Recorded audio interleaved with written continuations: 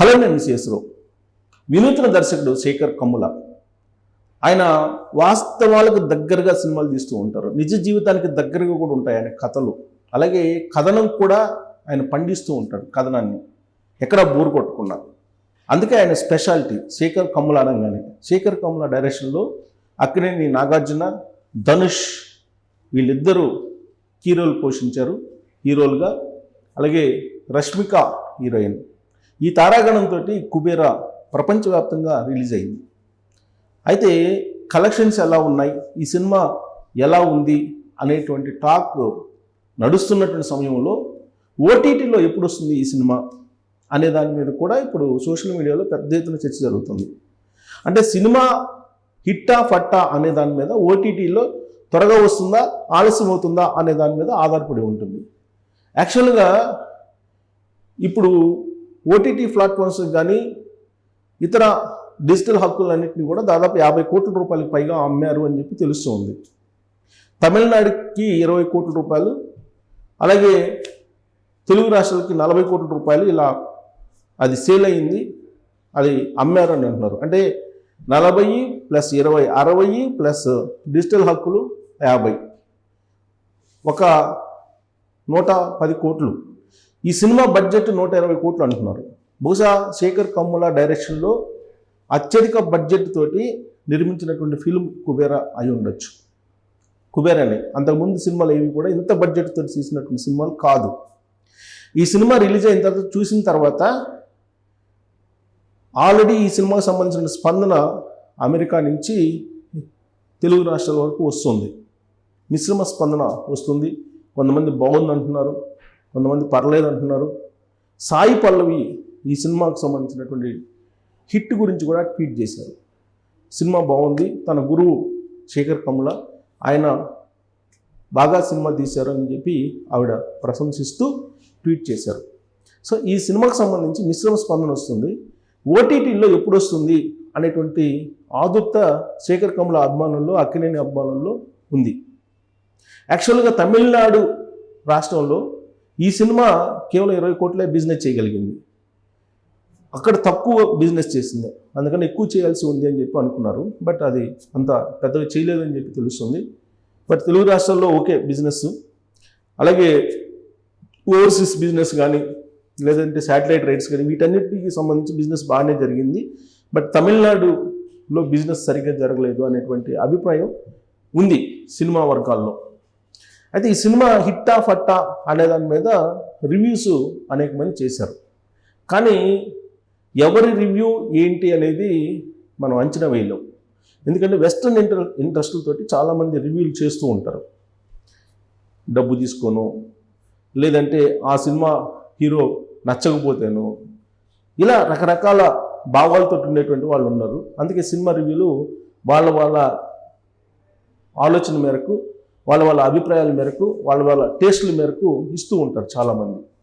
కానీ కొంతమంది కొంత నిష్పక్షపాతంగా రివ్యూస్ ఇస్తూ ఉంటారు. అలాంటి వాళ్ళల్లో నా కొలీగు, నాతో పాటు ఇద్దరం కలిసి జర్నలిజం ఒకేసారి ప్రయాణించినటువంటి వాళ్ళం జర్నలిజంలో.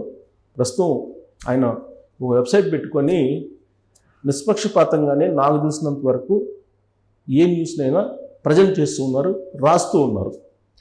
ఇప్పుడు ఆయన కుబేరా మీద విశ్లేషణ ఇచ్చారు. మీకు ఆ వెబ్సైట్లో ఆయన ఇచ్చినటువంటి విశ్లేషణ చూపిస్తాను. దాని మీద మీరు కూడా రెస్పాండ్ కావచ్చు. నాకు తెలిసినంత వరకు, నాకున్నటువంటి అవగాహన మేరకు ఆ వెబ్సైట్లో రాసినటువంటి రివ్యూ చాలా వరకు నమ్మవచ్చు అనేటువంటి భావన నాకు కలిగింది. అందుకే నేను మీకు దాన్ని చూపించేటువంటి ప్రయత్నం చేస్తున్నాను. అలాగే ఆయన ఇచ్చినట్టు రివ్యూ ఏంటని కూడా చూద్దాం కుబేరా మీద. సో రివ్యూ ఇచ్చారు ఎంఎస్ఆర్, నా కొలీగ్. బేష్ శేఖర్ కమ్ముల, కుబేరా ఓ క్లీన్ హిట్, ఆకట్టి పడేసావు పరిశీలనలో. సో చాన్నాళ్ళ తర్వాత ఓ సినిమా గురించి 4 మెచ్చుకోలు మాటలు రాయడానికి అవకాశం ఇచ్చింది ఈ సినిమా కుబేరా. సినిమా ప్రేమికుడు తనపై పెట్టుకున్న నమ్మకాన్ని దర్శకుడు శేఖర్ కమ్ముల దాదాపు నిలబెట్టుకున్నాడు. ఓ ఆలోచనాత్మక కథను నీట్గా ప్రజెంట్ చేశాడు. సో శేఖర్ కమ్ముల ఉన్నటువంటి ఒక ఎక్స్పర్టైజ్ ఏంటంటే స్క్రీన్ ప్లేని చాలా అద్భుతంగా తీసుకెళ్తారు. అందుకే నేను ఇంట్రడక్షన్లో కూడా చెప్పాను శేఖర్ కమ్ల ఎలా ఉంటుంది, కథ ఎలా ఉంటుంది అనేది. అడ్డగోలు ఎలివేషన్స్, బూతులు, అశ్లీలం, పిచ్చి పాటలు, స్టెప్పులు, ఐటమ్ సాంగ్స్ ప్రియులకు ఈ సినిమా నచ్చకపోవచ్చు. ఏమో, ఇలాంటి సినిమాలను కూడా ప్రేమించడం, కొత్తగా నేర్చుకోవచ్చు కూడా. ఎవరు హీరో, ఎవరు లేరు, కథే హీరో కాదు. తను అనుకున్న పాయింట్ని స్ట్రైట్గా ఏ మసాలాలు జత చేసి పాడు చేయకుండా క్లీన్గా ప్రజెంట్ చేసిన దర్శకుడే హీరో. తను ఓ డిఫరెంట్ క్యారెక్టర్. రాజమౌళి చెప్పినట్టు కథ విషయంలో స్టబర్న్గా ఎవరి ఇగోస్ కోసమే కథను మార్చడు శేఖర్. నాగార్జున చెప్పింది అదే, శేఖర్ వినడు, అందుకే ఎవరు కథలో వేలు పెట్టలేదు అని చెప్పి ఈ సినిమా చూసిన తర్వాత అర్థమవుతుందంట. జనరల్గా ఇప్పుడు సినిమా ఇండస్ట్రీలో ఏం జరుగుతుందంటే, ఒక హీరోని బట్టి కథ రాస్తున్నారు, కథను బట్టి హీరోని ఎంపిక చేసుకోవడం, క్యారెక్టరైజేషన్కి సంబంధించిన క్యారెక్టర్స్ని ఆర్టిస్టులు ఎంపిక చేసుకోవడం ఇవి ఉండలేదు. ఈ మధ్యకాలంలో మారిపోయింది. హీరోని బట్టి, ఆ హీరోకున్న పాపులారిటీని బట్టి కథను రాయటం, ఆ సీన్ని ఎలివేట్ చేయటం ఇలా జరుగుతుంది. దానికి భిన్నంగా శేఖర్ కమ్ల తన కథ కానీ కథనాన్ని కానీ నడిపిస్తుంటాడు. అందుకే ఈ సినిమాలో హీరో శేఖర్ కమ్ల అని చెప్తున్నారు. ఫక్త్ రొటీన్ కమర్షియల్ మసాలా ఊకదంపుల నడుమ కాస్త ఫ్రెష్ ఎయిర్ పీల్చినట్టుగా సినిమా లెంత్ ఎక్కువై కాస్త స్లోగా నడుస్తున్నట్టు అనిపించడం ఒక్కటే మైనస్. నిజానికి మైనస్ కాదు, కథ అలాంటిది. మరి సాధారణంగా శేఖర్ కథలు ఫీల్ గుడ్ స్టోరీలు, కానీ ఇందులో కాస్త భిన్నంగా ట్రై చేశాడు. Scam etcetera. ఇది ఓ నిరుపేదకు ఓ ధనికుడికి నడుమ కాదు, పేదరికాన్ని సంపన్నతకు నడుమ ఘర్షణ కథ. నాగార్జున ఓ సిబిఐ అధికారి, ఓ భారీ ప్లాన్లో భాగంగా బెగ్గర్లను నియమిస్తుంటాడు. ఓ బెగ్గర్ ధనుష్ ఈ కథను ఎలా మలుపు తిప్పుతాడు, బలవంతులకు ఎలా పాఠం చెప్పాడు అనేది స్టోరీ. సో ప్రధానంగా ఈ రెండు పాత్రల మీదే కథ ఆధారం.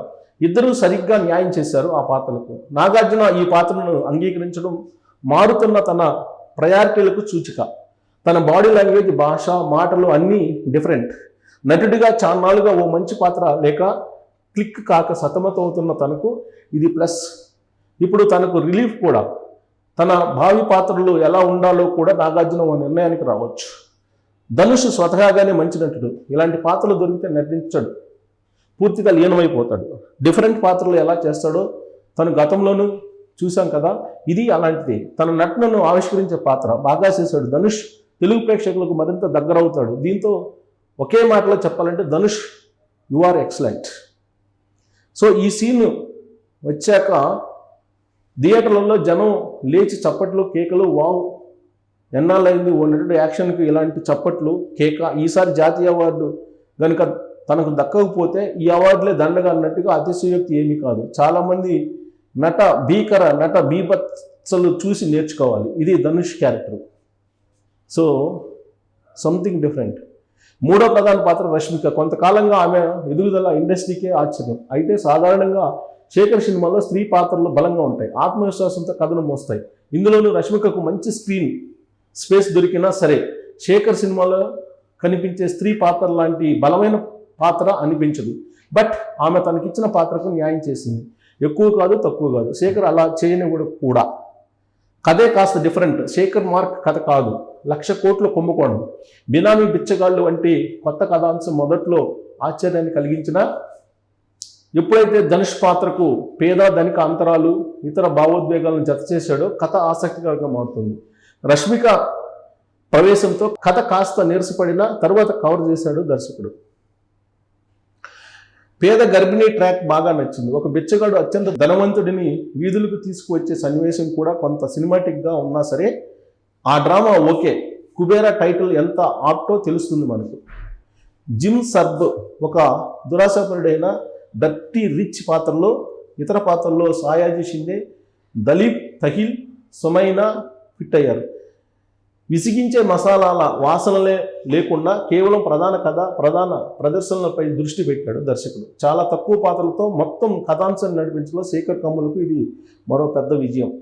పాటలు బయట పెద్దగా ఇంప్రెసివ్గా లేకపోయినా కథలో సరైన సందర్భాల్లో చక్కగా అమిరాయి. గీత రచయితలు ఎవరో కానీ కథకు తగినట్టు రాశారు. గుడ్. పాటలు అలా రాయించబడ్డాయి. బీజిఎం విషయంలో దేవి శ్రీ ప్రసాద్కు తిరిగే ముందు ప్రతి సీన్ మూడ్ను సరిగ్గా చేసింది. ముంబైలో అధిక భాగం చిత్రీకరణ ఎందుకు అవసరమైందో పక్కన పెడితే నికేత్ బొమ్మి సినిమాగ్రఫీ చాలా ఆకట్టుకుంది. సినిమాను కాస్త ఎడిట్ చేయగలిగితే, సినిమా నిడివి కాస్త తగ్గితే మరింత బాగుండేది. మొత్తంగా సినిమా బాగుంది. అక్కడక్కడ స్లో అనిపించినా సరే చూడదగిన చిత్రాన్ని అందించాడు శేఖర్ కమల. తన తత్వంలాగే నిజాయితీగా స్ట్రైట్గా కథను చక్కగా ప్రజెంట్ చేశాడు. క్లైమాక్స్, కథ ముగింపు అంత ఇంప్రెసివ్గా లేకపోయినా సరే. యూఎస్ ప్రీమియర్లో ఫీడ్బ్యాక్ సరే, ఇది ఓవరాల్గా పర్లేదు, సినిమా బాగుంది, చూడొచ్చు.